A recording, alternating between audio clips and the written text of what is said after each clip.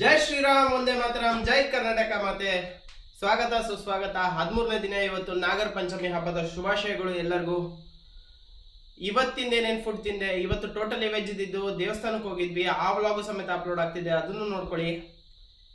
Total calories updated. ಇವತ್ತು veg food ತಿಂದಿರೋದು. ವೆಜಿಟೇರಿಯನ್ಸ್ಗಂತ ಒಂದು ಹೊಸ ರೆಸಿಪಿನೂ ತಂದೀನಿ, ಅದನ್ನು ನೋಡಿ. ಖಂಡಿತ ಬಾಡಿ ಬರುತ್ತೆ. ಕ್ಯಾಪ್ಷನಲ್ಲಿ ಲಿಂಕ್ ಇದೆ. ಹಾಗೆ ಫಾಸ್ಟ್ ಮಾಡಿಕೊಂಡು ದೇವಸ್ಥಾನಕ್ಕೆ ಹೋದೆ. ಫಸ್ಟ್ ಪಾಯಸ, ಆಮೇಲೆ ಅನ್ನ ತಿಳಿಸಾರು, ಆಮೇಲೆ ಅನ್ನ ಸಾರು ಎಲ್ಲ ತುಂಬ ಚೆನ್ನಾಗಿತ್ತು. 2 ಸ್ಕೂಪ್ ವೇ ಪ್ರೋಟೀನ್ ಹಾಕಿದೆ. ರಾತ್ರಿಗೆ ಒಂದು ಹೈ ಪ್ರೋಟೀನ್ ಮೀಲ್ ರೆಡಿ ಮಾಡಿದ್ದೆ, ಬೆಳಗ್ಗೆದು ಸೇರಿ ಹಾಕಂಗೆ. ಊಟ ಆದಮೇಲೆ 1 scoop whey protein, 3 gram creatine, 1 apple. ಇವತ್ತಿನ ಎಕ್ಸಸೈಸ್ ಬಂದ್ಬಿಟ್ಟು ಟ್ರೈಸಿಪ್ಸ್, ಚೆಸ್ಟು, 10,000 ಸ್ಟೆಪ್ ವಾಕಿಂಗು ಅಷ್ಟೇ. Sweet and simple exercise.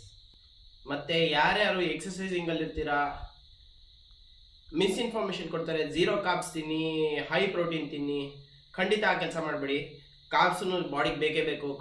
ಕಾರ್ಬ್ಸನ್ನು ಕೊಡಿ, ಮತ್ತು ಫೈಬರ್ಸು ಬೇಕು, ಎಲ್ಲ ಥರದ ವೆಜಿಟೇಬಲ್ಸ್ ಬೇಕು, ಫ್ರೂಟ್ಸ್ ಬೇಕು, ಎಲ್ಲದನ್ನೂ ಆ್ಯಡ್ ಮಾಡ್ಕೊತೀನಿ. ಇವತ್ತಿನ ಟಿಪ್ ಆಫ್ ದಿ ಡೇ ಇದೆ.